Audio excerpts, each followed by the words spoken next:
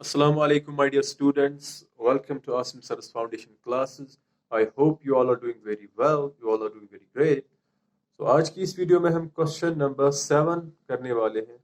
As you all know that we are studying chapter 12. Chapter का नाम है Areas Related to Circles. इस chapter की एक्सरसाइज 12.2 का क्वेश्चन नंबर 7 हम करने वाले हैं. So let's look at the question. तो क्वेश्चन कह रहा है a chord of a circle of radius 12 centimeters subtends an angle of 120 degrees at the center.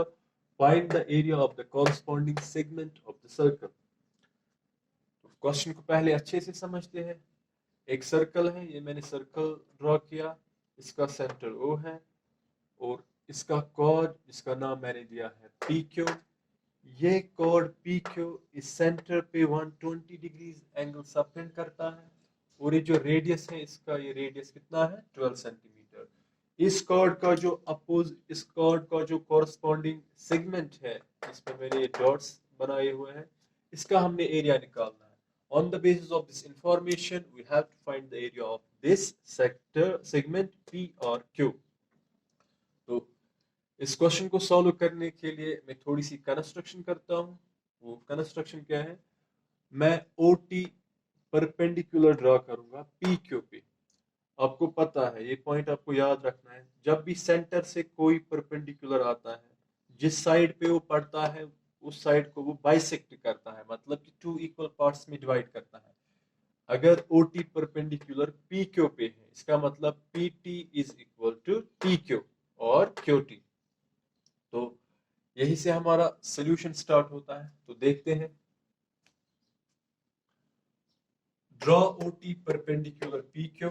अगर OT परपेंडिकुलर PQ है, इसका मतलब PT is equal to QT.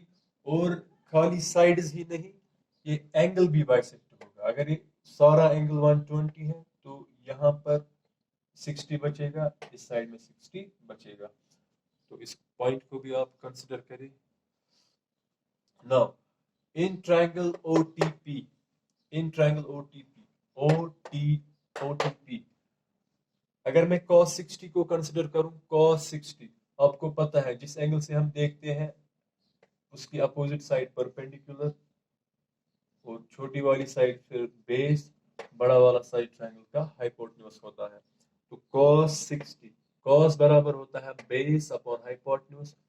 OT हमारी base बन जाएगी और OP हाइपोटेन्यूज. cos 60 किसके बराबर, OT अपॉन OP.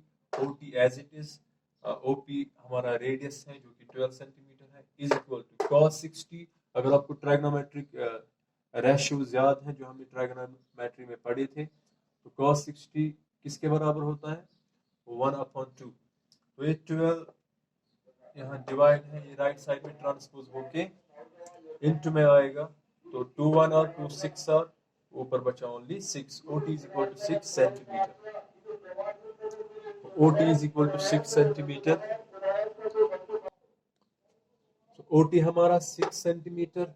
अब हम फिर से इसी ट्रायंगल को कंसिडर करेंगे OTP, ट्रायंगल OTP. तो देखिए, लेकिन अब हम sin 60 को देखते हैं. sin 60 किसके बराबर निकलेगा, sin होता है बराबर परपेंडिकुलर अपॉन हाइपोटेन्यूज. परपेंडिकुलर हमारा है PT और हाइपोटेन्यूज हमारा है OP. तो sin 60 किसके बराबर, PT अपॉन OP. तो sin 60, अच्छा PT as it is, OP हमारा है रेडियस 12 सेंटीमीटर. sin 60 की वैल्यू किसके बराबर होती है, √3/2. ये 12 यहाँ डिवाइड है, ये यहाँ मल्टीपल में आ जाएगा ट्रांसपोज करके. तो PT इज इक्वल टू 12 √3/2. 2 1 और 2 6 और PT कितना निकल के आया, 6√3. 6√3 हमारा PT निकल के आया. अब अगर आप फिगर को फिर से देखते हो, फिगर को, तो PQ is equal to twice PT. PT छु नेस्फ केमिक PQ तेल हेकना भी लेखित PQ छु बराबर twice PT. कैसे PT छु नेस्फ. तो PQ is equal to 2 into PT कितना है, 6√3 अभी निकल के आया. तो PQ is equal to 2 6 और 12 Now area of triangle OPQ. अब इस OPQ ट्रायंगल की मुझे हाइट भी पता है, OT कितना है 6 सेंटीमीटर, और बेस भी पता है PQ कितना है 12 √3 centimeter. तो मैं with the help of this formula I can find the area of this triangle.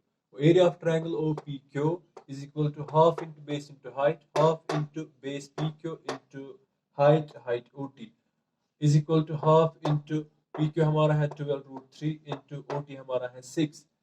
2 1 और 2 6 और यहाँ बचा 6√3 into 6 into 6 36√3 36 into √3 की वैल्यू 1.73 is equal to इनको मल्टीप्लाई करके 62.28 सेंटीमीटर स्क्वायर. ये किसका एरिया निकल के आया? ट्रायंगल का. तो अब देखिए, अब हम सेक्टर का एरिया फाइंड करते हैं. एरिया ऑफ सेक्टर OP और Q किसके बराबर निकलेगा? Theta upon 360 into pi r square. Theta हमारा है 120 अपॉन 360 इंटू पाई की वैल्यू हमें पुट करनी है 3.14 इंटू और हमारा है 12 और स्क्वायर 12 स्क्वायर. 0 से 0 कैंसिल, 12 1 और 12 3 और यहाँ बचा 1 अपॉन 3. 3.14 as it is. 12 का स्क्वायर 144. इनको मल्टीप्लाई करके फिर 3 से डिवाइड करके कितना निकल के आता है? 150.72 सेंटीमीटर स्क्वायर. इसको आप with the help of calculator easily कर सकते हो. तो अब हमने सेगमेंट का एरिया निकालना है, जो कि असल में क्वेश्चन हमसे कह रहा था. तो देखिए, एरिया ऑफ सेगमेंट PRQ किसके बराबर निकलेगा? अगर मैं इस सेक्टर, ये जो पूरा सेक्टर है यहाँ पे, इस सेक्टर से ट्रायंगल के एरिया को माइनस करूंगा, सब्ट्रैक्ट करूंगा, तो क्या बचेगा? सेगमेंट. तो वही मैंने यहाँ पे लिखा.